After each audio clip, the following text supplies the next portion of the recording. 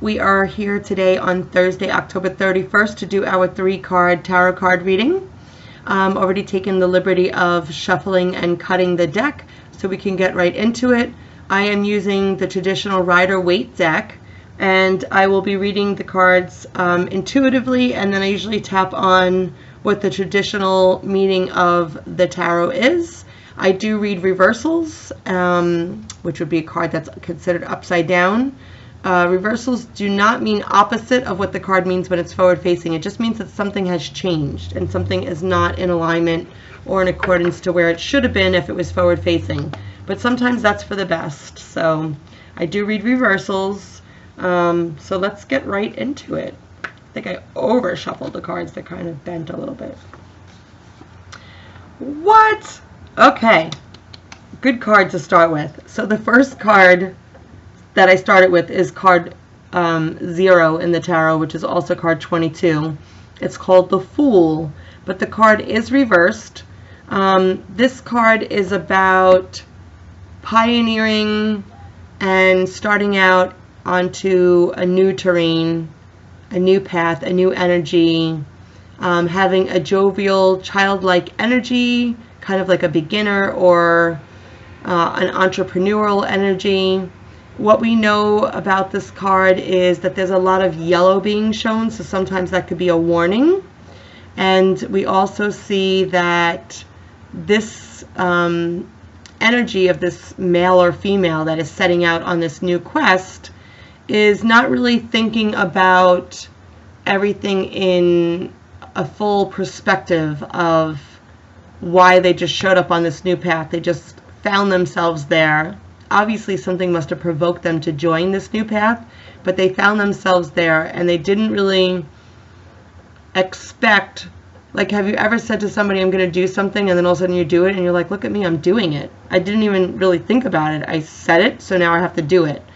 I tend to do stuff like that, so I'm wondering if this card is tapping into my energy a little bit. In fact, when I opened my store 13 years ago, I said I was going to do it, and then I just did it. And I looked back one day and was like, wow, I actually just got away with this. Like, I was allowed to do this.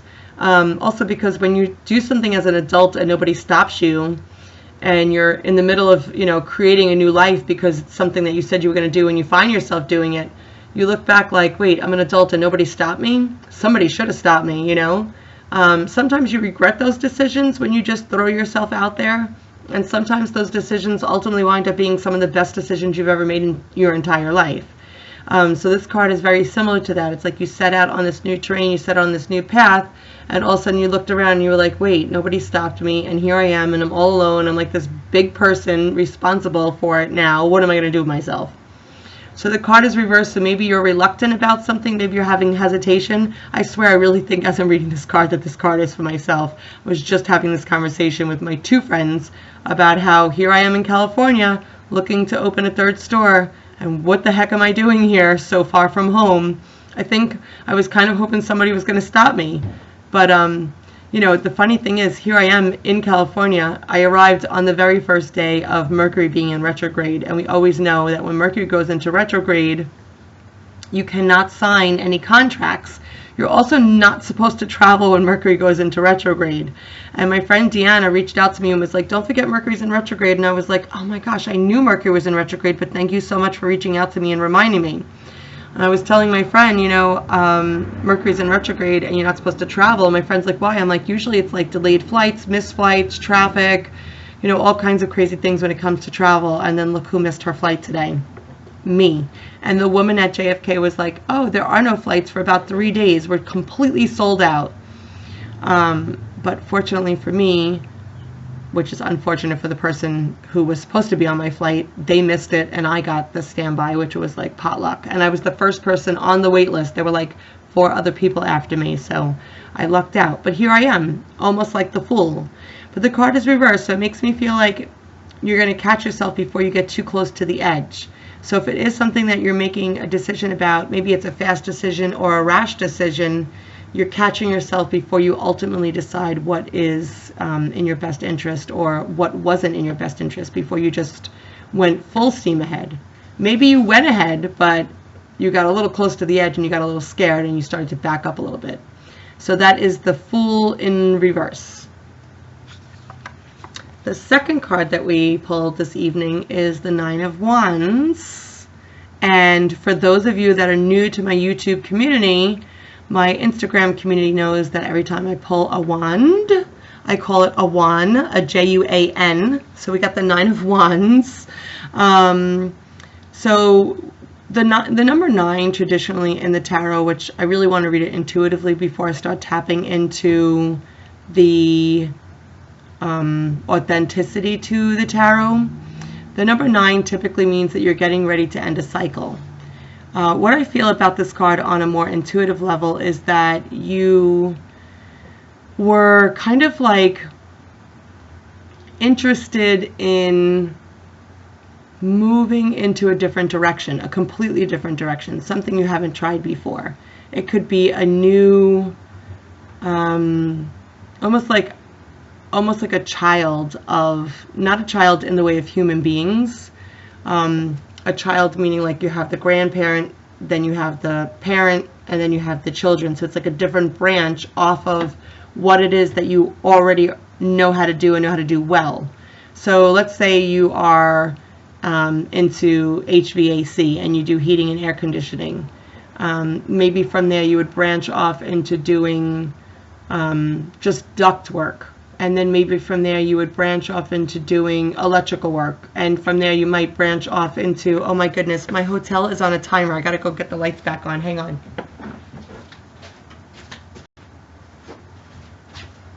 Everything in California is like eco-friendly, so they put these timers on, and if you're not moving, they just shut the lights off on you. This is the second time it's happened before. So then maybe you start doing, you know, electrical work, and you start doing plumbing because you know you're so well versed in your career that you know these other fields, but maybe you're tired of doing HVAC.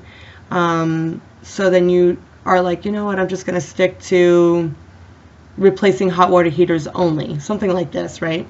So you start to branch off, and that was just a very small example of where I was going with that, like the child of a parent, meaning not a human being, more like a category and a subcategory. So this makes me feel like you were looking to veer off into another aspect of your field. So I would say that it would be whatever it is that you decide that you want to do, it would be a more refined relationship with your customers where you're working more one-on-one, more hands-on. In this aspect, you wouldn't necessarily be working for your boss, you'd probably be working for yourself. So it's just fine-tuning what you're good at and kind of veering off into that direction. Now, I will also say that by doing so, it might be easier for you because you're working on a more small scale, on a level where you can relate to certain aspects of things that you first learned, but things that you're, for whatever reason, maybe you hurt your back and you're just not doing all of the work anymore, or you don't want to go on estimates anymore, so you're just doing like easy switch outs, right? I'm just giving examples. And the reason why I'm giving so many examples is because I want to say that in doing this, you're like bridging the gap. You're creating a more one-on-one connection with someone. So whether it's the homeowner, the customer, the client. Let's say you're a healer and you used to do meditation and used to do Reiki and used to do psychic readings, and now you're just looking to just do one thing because you really want to be of service. You want to be more of like a concierge where they can call on you when they need this very specific thing, and you can work more closely with the client. And I'll touch on the tarot aspect of it at the end. So the third card I pulled is the Ten of Pentacles in reverse, and the Ten of Pentacles in reverse, I'm going to just forward face it for a second. This is about allowing yourself to be a little bit more reserved. Maybe, you know that feeling where, oh my God, this is such a true feeling too. You know, I just could totally relate to this. I just said this to somebody. You know the feeling when you're like just starting to be able to pay all of your bills on time? that's like the best feeling, because you can finally go to sleep at night. But then let's say, we'll go back to the hot water heater. Let's say your hot water heater breaks, and that's, you know, $900. And you're like, okay, that just set me back $900, but at least my bills are paid. And you get by like a week or so. And then let's say your pipe in your bathroom breaks and you got to call a plumber, and that sets you back $1,000. And you're like, oh my God. And maybe along the way you've earned a couple of extra dollars to be able to pay for that hot water heater or the plumber. But you suddenly start to feel like, had I not earned that money, would my hot water heater have broke? Would the pipe have burst? Because you feel like, in a sense, you were given the opportunity to earn that extra money, but you earned it, but then it went right back out the window again. You spent the money, so you no longer have it. It like kind of just passed from your hands to the next person's hands, but you're thankful that you had the opportunity to earn the extra money so that you could afford yourself to be able to repair the thing that needed to be repaired. So where I'm going with that was just an example. You know me, I go off on these crazy tangents. Where I'm going with that is, maybe for a little while you were able to just pay your bills for the first time in a long time, and it's a good feeling. You have a couple of dollars for gas, you paid your rent, you paid your phone, you got something to eat. And then, you know, maybe you find 20 bucks in your pocket, or you find 40 bucks in your pocket, or you earn a couple of extra dollars for whatever reason. And then something sets you back, where you have to spend the money that you just were feeling so thankful for to have. So this card is kind of like that. It's saying that you have to be mindful with your money at this time. Like, it should not be the time when you're overspending. And you know what's terrible about that? And it's not really that terrible, but the holidays are coming, and we always like to do something for everyone else. It might have to be that you scale back this holiday season, where you're not spending as much money on everybody. Maybe you're home making arts and crafts, or doing kind gestures instead of buying presents that nobody really needs, or they're going to forget about by next Christmas. They won't even remember what you bought them. So this is the 10 of Pentacles in reverse, which is just saying, be mindful with your honey. Be mindful with your money, honey. Oh my God. This is what delirious looks like. So just be mindful at this time. Like, you might just be starting to get ahead, but don't overspend. Don't outdo yourself just because you have a couple extra dollars. Okay, so let's talk about this in the way of the tarot, the authenticity to the tarot, rather than just what I was feeling intuitively. So the Fool, which I will show you, revealing that card in reverse. The Fool, when you look at it in forward facing, see how he looks like he's close to the edge? He or she is close to the edge.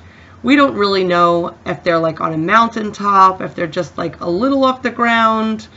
It looks like he's kind of like a vagabond, or she's like a vagabond, also kind of like a free spirit.